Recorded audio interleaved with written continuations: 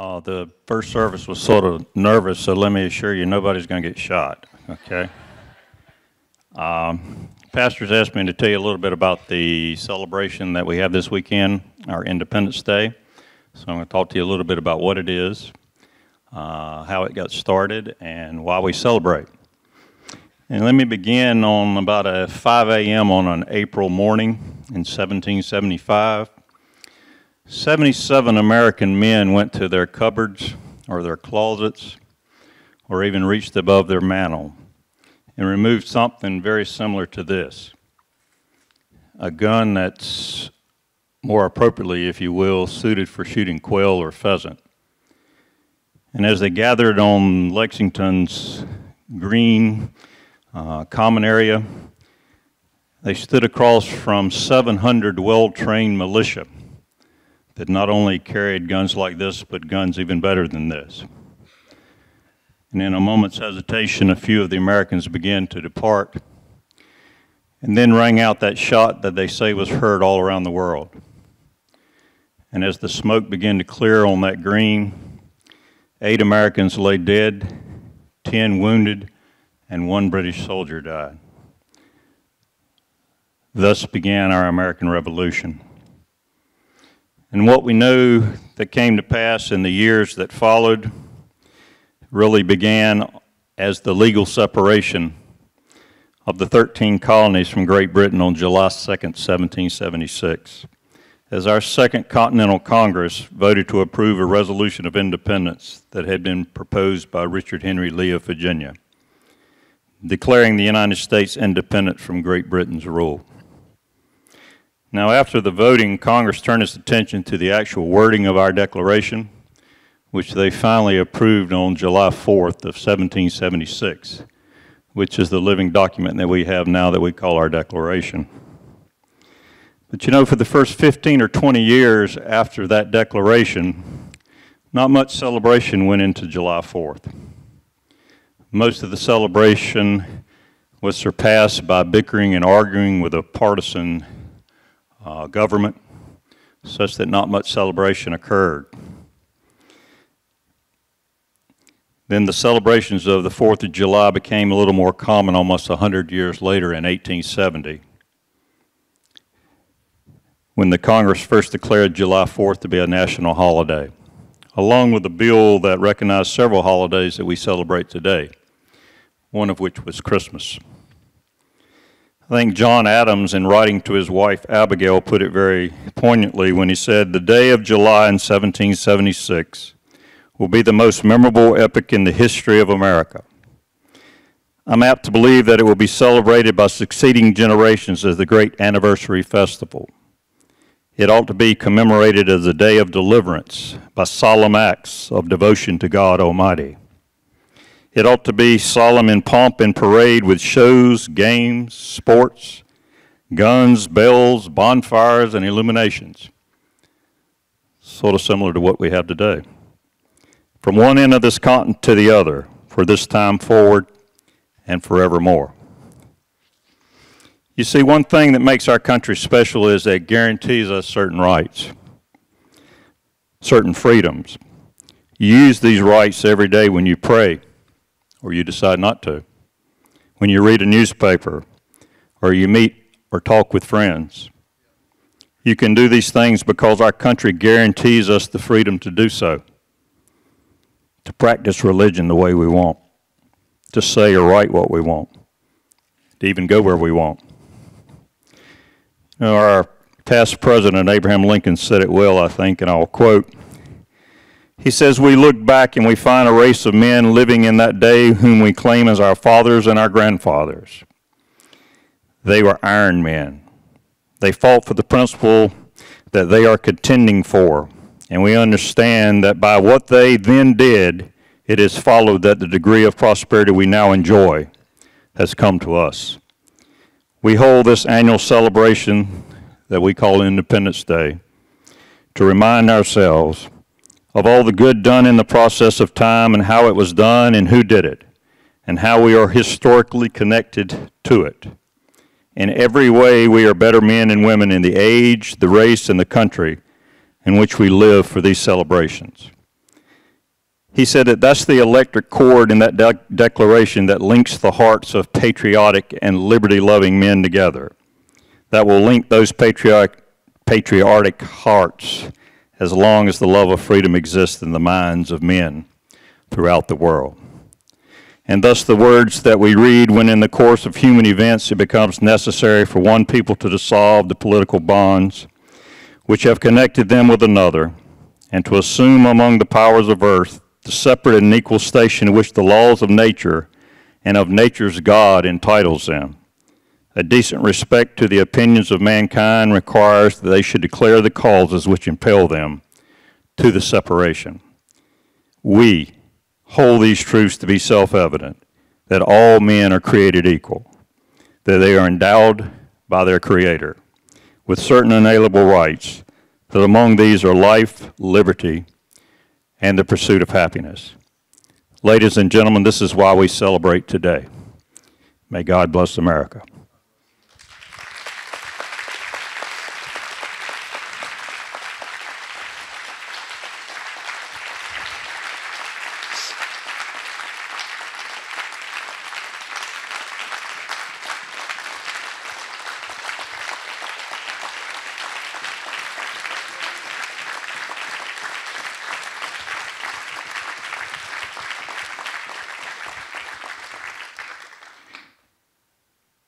We here at Living Word are attempting to establish an honor wall, what we call an honor wall here at church. A celebratory gesture to honor those that serve, men and women in our current military. So we're asking of you, if you have anyone in your family or you know of anyone that is on active duty, if you would simply go to our app, or if you would go to lwfc.org/military and simply post that information, or you may email it to Deanne here at the church, or you may call and ask for Deanne or Gail. Either one can explain it to you. We'd like as high resolution possible picture of them in uniform with a little bit of information such as what branch they're serving in, where they're stationed, their rank, and so forth.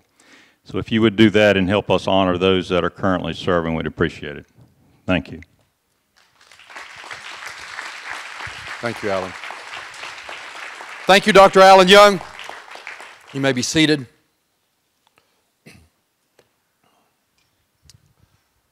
Sergeant First Class Gregory A. Stubbe from Covington, Tennessee, was very seriously wounded during Operation Medusa in Afghanistan in September 2006. As his fighting vehicle moved up a hill, it was hit by an IED, seriously wounding him. Focusing on his wounds and pulling from his Special Forces medical training, Stubbe guided other Special Forces A-team members in combat trauma care until he was moved out of danger.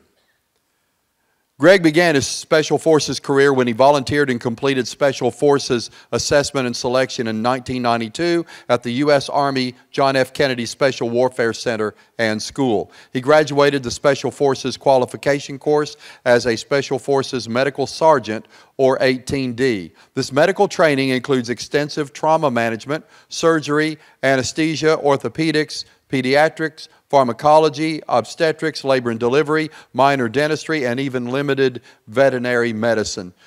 Greg is also a certified dive medical technician trained at the Special Forces Underwater Operations Facility. He completed Russian language training as a part of his initial Special Forces training program. His wife, Donna, and their young son, Gregory Jr., reside in Cameron, North Carolina. And actually, his son, Gregory, 10 years old, is here. He's in our kids' church this morning. Greg's awards include the Bronze Star, the Purple Heart, multiple Army Commendation Medals, and multiple Army Achievement Medals. In fact, last week, I read to you the whole list of all the awards and achievements simply to save time today, because I didn't want to cut into 15 minutes of his preaching time reading all of the awards and medals and special awards. Greg's unique perspective on life is most clearly captured in his new television series, Coming Home with Greg Stubbe, airing on the Sportsman Channel. Ladies and gentlemen, would you please stand? And welcome to the platform, Green Beret, Greg Stubbe.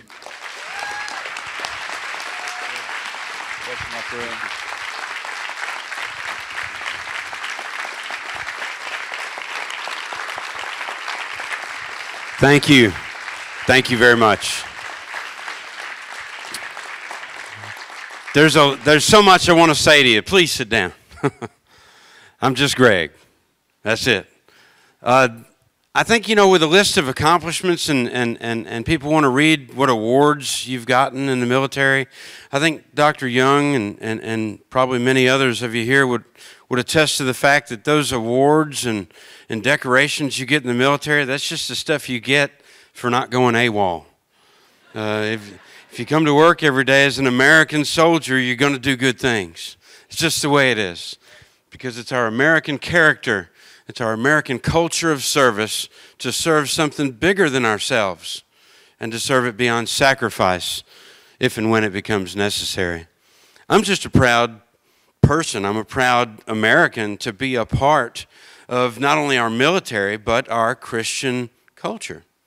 Because I believe serving something bigger than yourself doesn't start with the military. I believe it begins in our relationship with the Lord.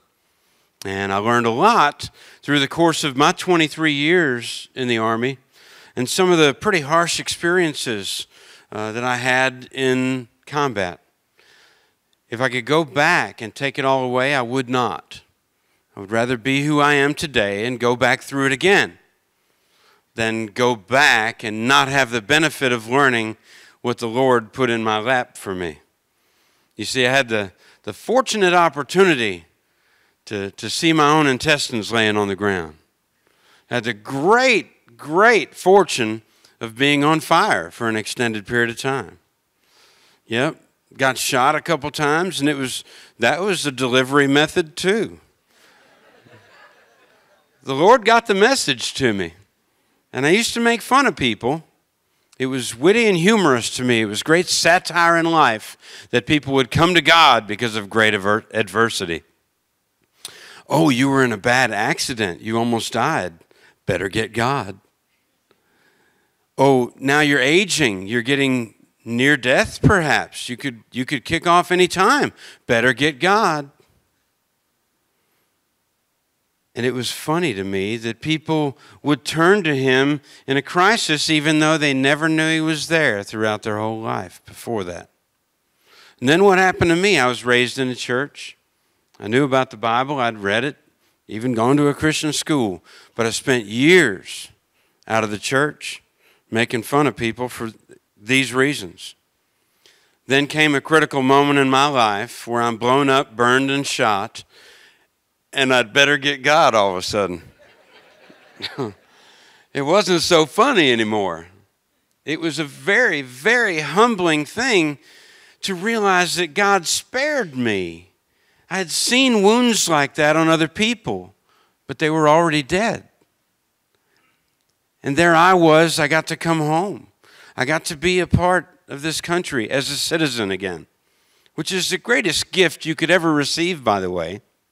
If you decide that it's worth fighting and dying for, and then you get to be a part of it, normal every day, and nobody's shooting at you anymore, what a gift. It's a wonderful thing. And so, as a veteran, I would say, I'm not a victim, I'm a volunteer. And I'm not wounded, that's no kind of identity. Wounded should never be a destination for any of us. I'd rather be a warrior. So for me, I had to make a choice. Wounded warrior? I got to pick one because I can't be both. I want to be a warrior. And when we're serving something bigger than ourselves, we owe the benefit of whatever was earned in that service back to that which we were serving. So, I love God and I love my country. So whatever I have left is a greater capability than any perceived disability from injuries.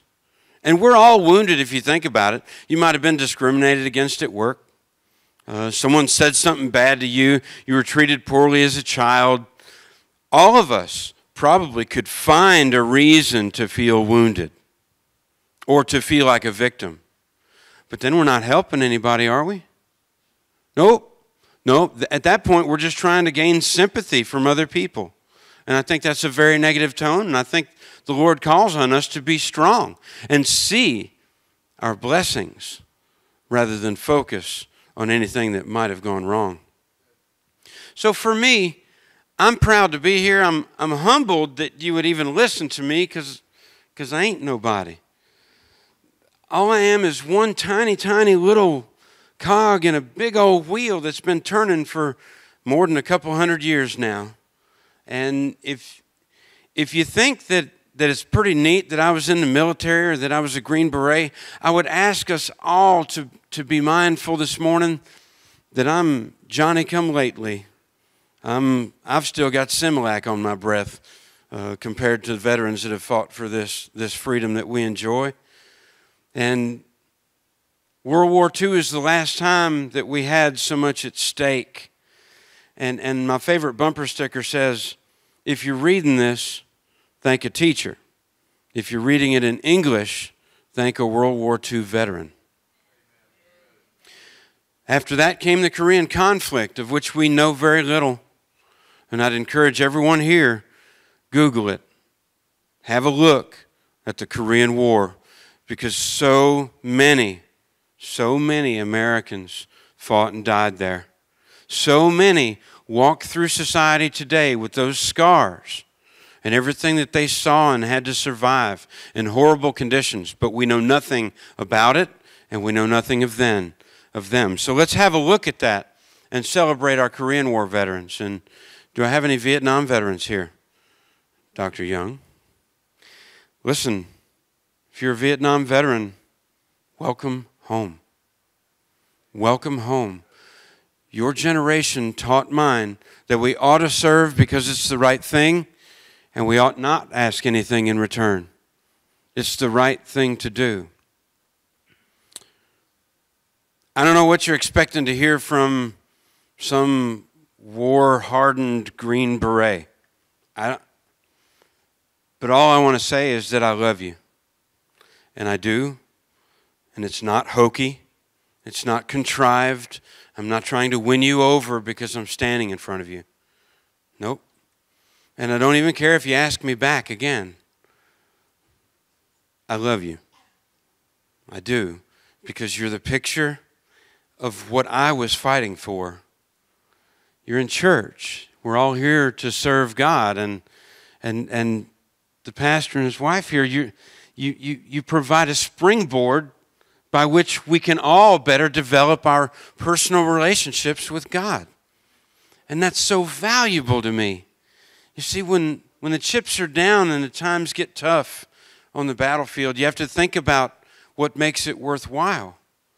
Because every minute it gets so terrible, you want your mommy. You wish that you were strong. You wish that you were courageous. You wish that you were a hero like everybody back home says. But it's just not that way. It's a sad, somber moment to realize that people around you want you dead. And you wonder why, and you try to bargain with God. Well, Lord, can't I just go to the other side and talk to him? I'm sure we'll understand. Is Big Brother really watching that close? Can't we just throw a picnic instead? And it doesn't work out that way. But I never once saw an atheist on the battlefield. I've met plenty of them here at home, driving through Starbucks, ordering a venti latte, and everything's right in the world. Oh, yeah, plenty of atheists back here. Yeah, because it's comfortable here, and it's very convenient to show that kind of academic prowess. Yeah, but the truth is, let me tell you something. Can I tell a joke? Okay, there's a 9-year-old girl and an atheist on an airplane. They're sitting next to each other. And she's reading her Bible, and the atheist says, "Hey, little girl, can we have a conversation? These flights go by a lot quicker if we talk." She said, "Well, what would we talk about, sir?" He said, "For starters, I can tell you why there is no God." She says, I don't know about that, sir, but can I ask you a question first? He says, "All right, shoot." She says, "You got a deer, a horse, and a cow, and they all eat the same thing. Maybe even from the same pasture, they're eating the same grass. But when they go to the bathroom, it's different." See, a deer drops pellets, and a horse drops apples, and a cow drops pies. Why would that be? He said, young lady, I have no idea or why you're even asking. She says, because if you don't know crap, how are you going to tell me about God?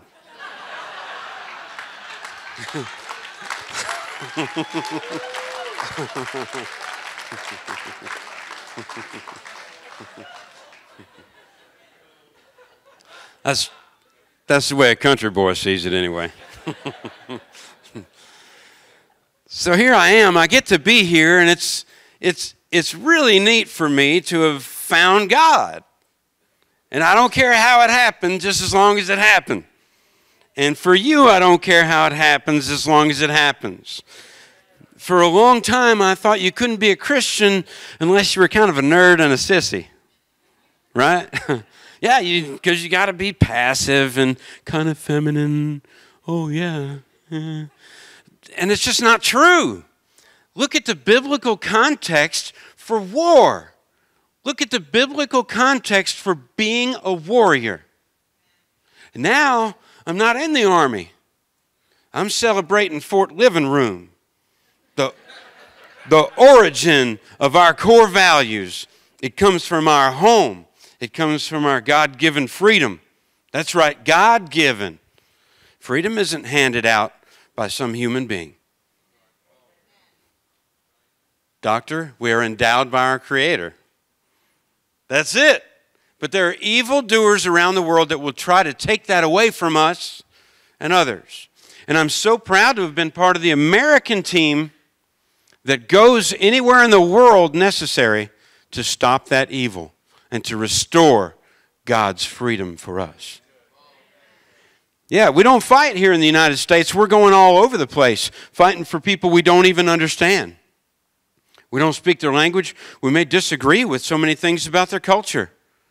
Sharia law is not okay to me. But I jump at the chance to go and fight for the opportunity for people to see and taste freedom for the first time the way our Lord intends it. If we can do that for anybody, we ought to. And America has been doing it throughout our history. And I'd like to present the case today that your military does not and has not ever fought for bad reasons. In my 23 years of service, and trust me, the Green Berets never sent me to vacation spots. We never fought for anger or vengeance or any of these stupid, prideful reasons. In my experience, we always fought for love and compassion, kind of like Mama. We love freedom, and we have compassion for the human condition anywhere on the planet. Now, I thought I knew something about service because I wore that uniform, and I went crazy places where I wanted my mommy. But service is not defined by a military person in a uniform carrying a gun. I know better than that now, and I would argue that the origin of service exists in our relationship with our Creator. That's the origin of service, serving something greater than yourself and serving it beyond sacrifice when necessary. And from there, I feel kind of disappointed. I felt disappointed starting this church service today. I'm supposed to have all these good, warm Christian feelings, and I'm fighting back these thoughts because I'm jealous of the musicians up here. I mean, the music's so good, and they're singing, just not even trying. And I'm thinking, don't do it. And I'm staying quiet down there because I'm taught by the pastor to try to bring people closer to God, not run them off. So I'm not singing, and that's why. The honor of service, the identity of service doesn't go to a soldier after our relationship with God. I learned the hard way that belongs to Mama. Because if you look at a definition of service, serving something greater than yourself, Mama is hungry, she's tired, and she's sick herself, and she don't care. She's staying up through the night. She's not sleeping. She's not worried about food for herself or comfort for herself. She's taking care of us. And so, Mama, tag, you're it. You get the award because you are the best example that I can think of for what service is beyond our Creator. And I think we have a wonderful culture that, man, if we would accept it, we'd be a lot stronger. Because if you mistake that love and compassion that Mama is showing, if you mistake that for weakness one time, go ahead and threaten the child and see what happens to you. Whew, yuck. I would rather go back to Afghanistan. You don't mess with the woman when she has guardianship, when she loves somebody, when she's taking care of somebody. That woman will kill you. So that is not weakness. What I witnessed in my life and through my adversity taught me, well, let me just do it this way. I went from hero to zero in about 0.2 seconds. We were in a 5-day battle. We ran out of ammunition 4 times, surrounded by no less than 1,000 Taliban for that extended period of time. And it was horrible. You see grown men who act like they're tough guys all the time, and they crumble and they're in a fetal position crying all of a sudden because they haven't faced their fears. They haven't faced any of the things that make us real. See, we spend our time building something that's false. It may get you through the moment, okay? Your physical being, it may help you in day to day, but if you're counting on that to get you through the future, you're wrong. Because whether it's a dramatic, traumatic moment or time itself, your physical capabilities are going away. Start saying goodbye now. And start developing the things that I never did until I lost everything else and had to find out at 38 years old that I'm nothing. You see, I wound up on a hospital bed after amazing things happened to me in my body on the battlefield. I hit an IED and it got blown up, and it set me on fire and blew the vehicle out of its place. And the turret that I'd been standing in on top of the vehicle was now on its side. And I was trapped inside with a lot of fire. The blast had gone through diesel fuel cans and anti-tank rockets. And so it pushed all this rocket propellant and diesel fuel into my skin and my uniform and lit me on fire. And I had to get out of that vehicle. And so I stepped out with my left foot and I ducked my head down. And as I leaned forward to get away from the burning vehicle, the bones below my right knee cut through my uniform and stuck into the sand. And I fell on my face because my foot didn't follow. And I'm laying there, I realize I'm on fire, and my foot and ankle are still in a boot about 1.5 feet behind the rest of my leg. And I gave up for a moment because I couldn't put out the fire. I couldn't swat it hard enough. I couldn't make it go away. I could smell my flesh burning, and I gave up for a moment. And I laid my head down, and the edge of my helmet was resting on the sand, and I felt burning on spots on my face. And in my shock-induced condition, I thought it was bugs biting me, like the sand flies or sand fleas. And in my altered state of consciousness, I raised up to swat at bugs instead of put the fire out.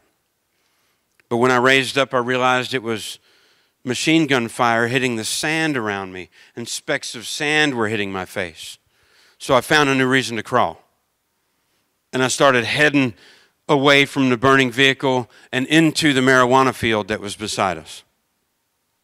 Now, we're in church today, and so I feel I owe you an explanation that is the only time I've ever gone to marijuana for comfort.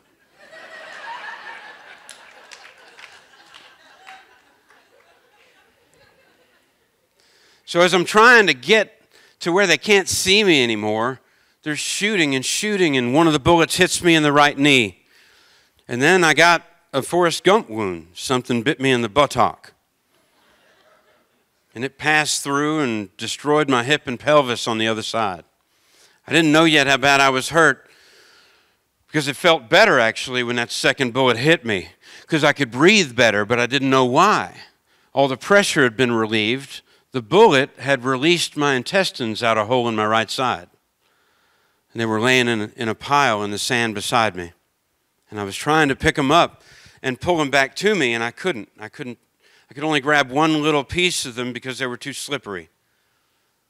And if it sounds graphic, I urge you to consider that our sons and daughters, brothers and sisters, neighbors, they're going through that kind of thing today for us while we're here, and we may drive through Starbucks later. We have it really good because of that kind of service. This is not about me, and I don't want sympathy at all, because sympathy doesn't pay. Sympathy is a mischaracterization of what an American warrior is. You should never look on a warrior in a sympathetic way, particularly if they volunteered to do what they did. So there I was. I got a chance to live. I survived. I came back, and I'm in the hospital. And I've got people taking care of me in excruciating, embarrassing ways. You see, I lost over half my intestines. And you can't really explain that by the size of my gut now. But another lesson of some kind, I'm sure. I want you to know how humiliating it is to go from being a Green Beret to being someone that other people have to wipe your butt for you. I never planned on that. I was never taught how to do that, how to assume that role. When I married my wife, I was her knight in shining armor, and nothing would ever come her way that would harm her. I would protect her from everything. I would serve her. I would be the man. But now I was nothing.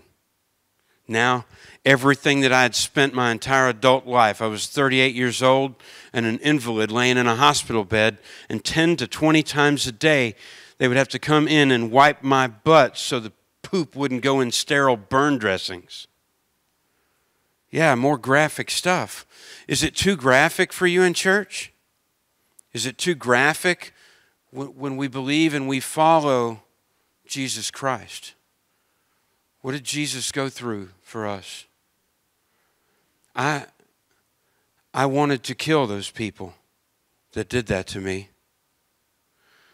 And I still wrestle with that. I still pray about that, because my Savior, Jesus Christ, as he was suffering on the cross in such miserable, painful ways, not only the spikes driven through him and hanging from those nails, the environmental factors, everything was making his last moments on earth as horrible as they could be.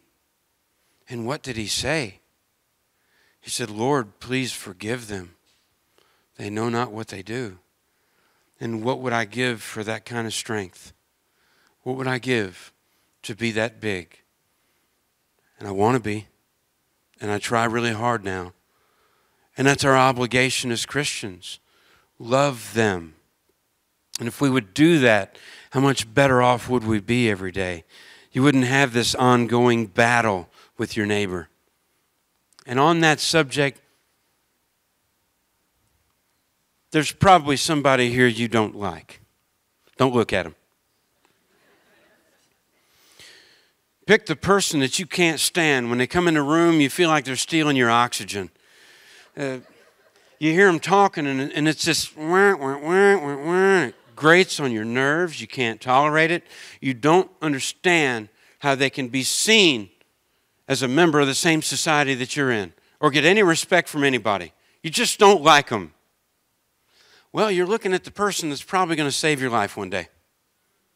That's them. That's how the Lord works. Yep. You're going to be traveling on some icy road. You're going to go into a ditch and hit a tree. You're going to be unconscious and dying. And it's going to be dangerous for that person to even get down in that ditch with water to save you. But they're going to do it. They're going to forget all the nasty things you said about them. They're going to forget the way you've treated them each time you walk past them. They're going to forget that, and they're going to save your life, even if it costs them their own. Because that's who we are. That's how we are in our culture. And so I think it's a good idea for us to think about that before the wreck. Because after that wreck, you're going to love them. They're going to be on your Christmas card list. You're going to buy them gifts. You're going to want your children to know the hero that saved your life. But were they anybody different than they ever were? No, it's the same person, dummy. Wake up. Let's love each other. Do it now. Don't wait. Because I had it happen to me. The medic that saved my life on the battlefield, along with the good Lord, I didn't like him.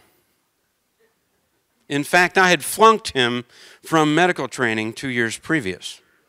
I was his instructor, and with extreme prejudice, I sent him away from there. The next time I saw him, it was on the battlefield, and my intestines were laying on the ground beside me, and he was my medic. So when I see him walking up, I said, no hard feelings, right?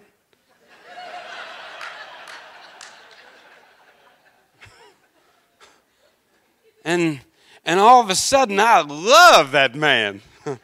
He's awesome. And I got to introduce my son to him and say, son, this is the man that saved me on the battlefield.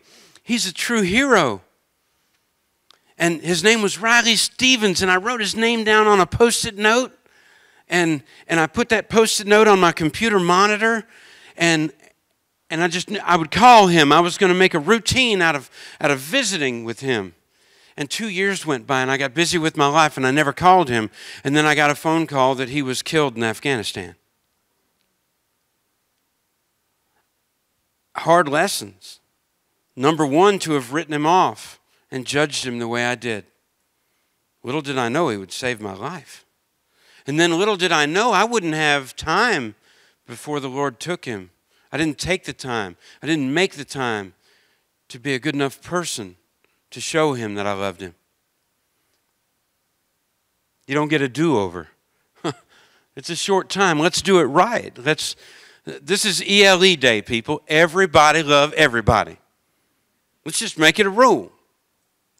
Now, my wife comes into the hospital room, and I'm laying there, swollen, burned, horrible condition, and she passes out. She faints when she sees me. And I had to listen to her head hit the tile floor. And I couldn't stop it. I reached out, and it was horribly painful. It ripped open my wounds again, trying to reach for her. And that was just a preview of coming attractions for me, because it would be a long time before I could help anybody again. And I had to learn to do something that nobody ever taught me. As a boy, as a man, as a soldier, nobody in this society ever taught me to surrender. If you ever hope to win, you have to surrender first. Give your life to faith and to love. Let it be. Let the Lord rule. It's what He does. It's like that Geico commercial. It's what they do. Well, that's what God does. He loves us. And He spares us, and He's in charge, and it's His plan. And if I just surrendered to that, it wouldn't have been such a hard journey for me to come back to a normal life again. So let's surrender. My wife, the next day, she came in the hospital room, and the same things that made her pass out, now she was overcoming them, and she was pushing the nurses out of the way. She said, please, show me how to do that. He's my husband. I feel like that's my job. And I felt this big. It was easier to accept strangers taking care of me in those humiliating ways than it was for my own wife. I did not want to look like that to her. I did not want to be that useless to her. I was afraid she wouldn't be able to love me, seeing me in that condition, and for it to be so much work for her to take care of me for so long. 1.5 years in the hospital. 17 surgeries, and she was there for me and my infant son the whole time. And I was so embarrassed that I wasn't able to serve another person in the way that she was serving me. So there you go. That's the true picture of service right there among human beings. And So every day of my life, I pray that I'll be strong enough, men, to fight like a woman for the rest of my life. Because if I can have that kind of maternal, nurturing strength and love for other people, I'll be less prone to making decisions for myself and for my image and for my reputation. From now on, I want other people to come first. And when I fight, I don't want it to be because I'm mad. I want it to be because I love others. So, men, admit it. Your whole life, you've been a slob. You don't pick up your drawers. You don't clean up after yourself. You drag mud on the carpet. You never even turn back. You find clean clothes because the clothes fairy put them in your drawer. And you put them on and you go to work and you do great things because you're postured and you're ready and you're well fed and rested. Doesn't matter that your wife was up until midnight getting your clothes ready. No, you don't care about that because you're the man. You're the one making it happen out there in the world. But let's face it, guys, ever since we were born, we've been taking care of ourselves while at least one woman took care of us, making all of it possible. Not just possible, but allowing us to thrive and succeed and be better and more confident in everything we do. So let's try to recognize it. This is all about a culture of service, serving something bigger than ourselves. By the way, what are you people doing here? This is a church. This is Christian, is that right? So you're those people. Christians? What are you doing here? Don't you know it's dangerous? Did you tell your neighbors that you were going somewhere different? You're going to a market in Greensboro? Because you can't let them know you're coming to a Christian church. You can't possibly be that open and free when you're the worldwide #1 target of radical terrorism. Why would you come here? What are you doing? Are you stupid? Well, I think that our freedom and our safety being intact to be here and worship God together, we owe a little bit of that to the men and women who are fighting for our freedom today. To keep God's law intact for us. And I'm so honored by that. And I feel so helpless being on the bench now after spending my entire adult life fighting for this. Now I've got a 10-year-old boy at home, and I'm just on the bench. I'm nobody. I'm at Fort Living Room. You know, I got nothing now. And I'm just a beat-up old has-been.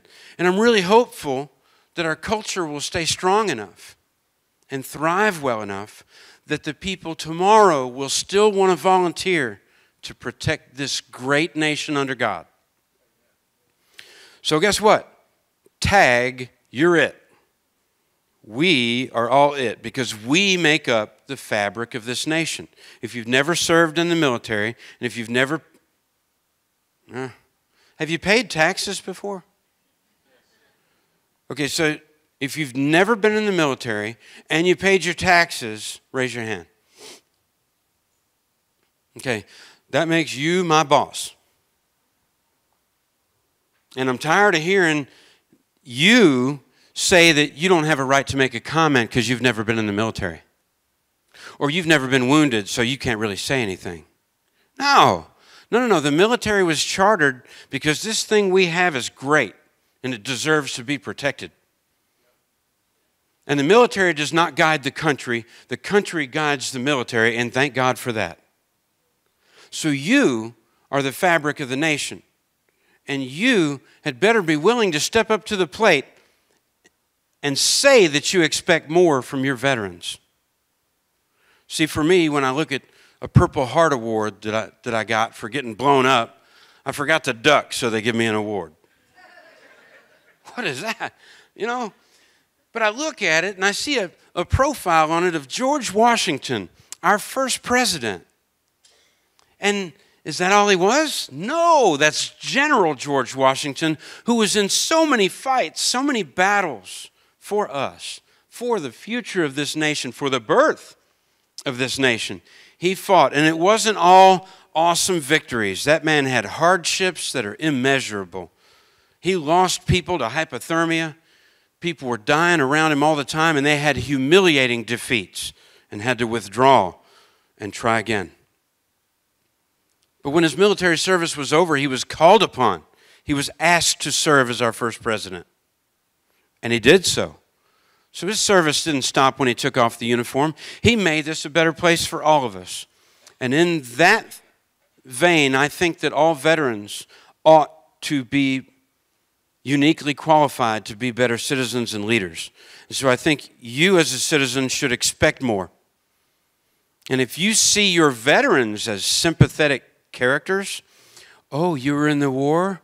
You poor thing, you must have PTSD. Well, where's our leadership going to come from tomorrow if people that fight for our country is seen as inept? Do not allow that. We all need to step up to the plate with everything we have every day. And whatever we have left, we use it to serve God and to serve each other. Don't be a worthless lump, and don't let anyone else.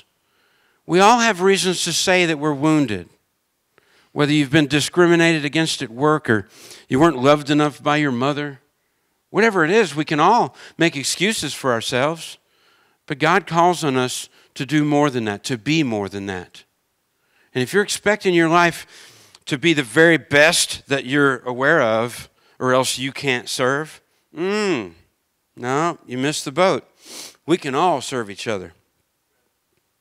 And let's not lower the common denominator of joy by evoking sympathy for ourselves. If something's wrong with you, be strong enough, be good enough to acknowledge the joy in the room. Have you ever walked in a room with someone that's having a really hard day and everyone's like, oh, don't talk about what a great day you're having. There's a victim in the room. Shh. No, you'll make them feel bad. Come on, are you serious? Do you really want to be that person in the room that's so demanding of other people that you can't let them enjoy their victories, their joy, their happiness? Okay, you might be at a deficit for the moment, but you still have blessings. Blessings, count them. Be thankful for them, and be thankful that people around you are happy enough and healthy enough that they will likely serve you if you let them. Do not lower the common denominator of joy by wanting sympathy. Because no one in the room, if I'm in a wheelchair, and I spent a lot of time in a wheelchair, I didn't want to be that guy. I don't want anyone telling others, don't talk about your great run that you just went for because he can't run at all. I want to celebrate that run with them. And the odds are they're going to celebrate my victories with me. Today, I just want to talk about overcoming adversity every day. I want to talk about surrender. Surrender first so the hardships are not so hard. Give it to God. Surrender if you haven't already. Be a warrior. Be a Christian. Be a servant. And it's not that you won't have any fun anymore. It's so much more fun when you don't have to look over your shoulder and you don't have to change your story every day. You live by God and you love by God and you recognize heroes in your life before they even save you. It's a beautiful thing. We have the possibility of eternal life through Him. So we can't say that it begins and ends with God, because with God, there is no end. How beautiful is that? I love you all, and I want you to lock arms with me and march forward in our society to stand up for our culture. We were here first, and the other people that we witness out and about today that disagree with our Christian culture and values, I want you to know today, and I want them to know through us, that it is the Christian ethic alone that allowed them into our country to begin with, because all men were created equal and we love them all. So they cannot take away that Christian ethic or this place will fall. Stand for what you believe. Do not be silenced. And And the Lord says we are to be innocent as doves, yet wise as the serpent. So open your eyes to the evils that are out there. The next time you hear bad things, I challenge you to listen so that we may better understand our enemies, so that we'll be more educated in convincing people that Jesus is a better way. Let's be smart. Most of all, let's love each other. Thank you all for your time. Thank you for being here to worship. God bless you all, and God bless America.